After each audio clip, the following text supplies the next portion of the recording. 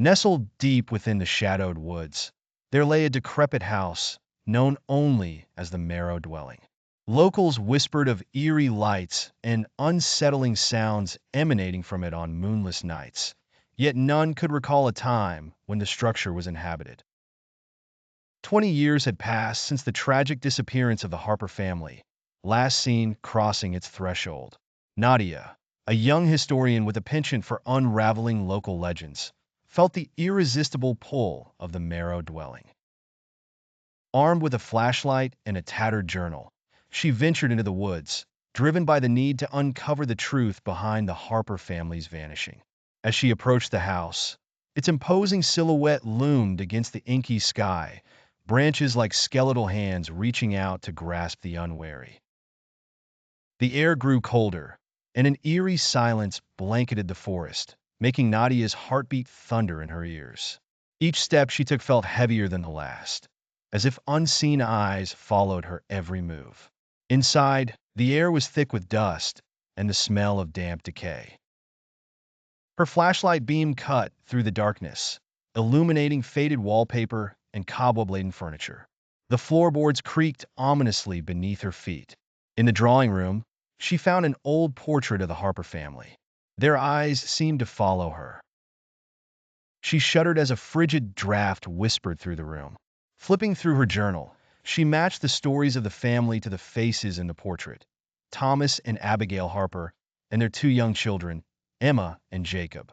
A sudden noise from upstairs made her start. Reluctantly, she ascended the staircase, each creak sounding like a scream in the oppressive quiet. At the top, she found a child's room. Toys were strewn about, as if the children had vanished in the midst of play.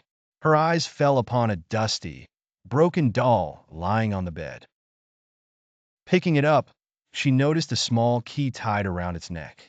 Trembling, she took the key and searched the room, finding a hidden compartment in the dresser. It contained a leather-bound diary, its pages yellowed and ink smudged. As she skimmed through, her blood ran cold. The diary contained entries written by Thomas Harper, detailing a secret ritual meant to protect his family from an ancient curse. He spoke of a figure known as the Watcher, a malevolent spirit that demanded the souls of the innocent. Nadia's surroundings seemed to blur and shift. A sudden chill filled the room. She heard the sound of children's laughter, innocent yet sinister, echoing down the hallway. The flashlight flickered, and in the dim light, she saw the ghostly forms of Emma and Jacob standing at the doorway, their eyes hollow and begging for release. The house itself seemed to breathe, walls pulsing and closing in. Heart pounding, she fled down the stairs, but the front door slammed shut with a force that rattled the windows. The ethereal laughter grew louder, merging with a deep, guttural voice that whispered, "Join us." Desperate, Nadia recited the incantations from the diary, hoping to break the curse. The air grew thick, choking her as shadows writhed and twisted around her. A blinding flash of light burst from the center of the room, and the oppressive weight lifted. Gasping for breath, she found herself outside in the cold dawn light, the house standing silently behind her. In her hand, she still clutched the diary.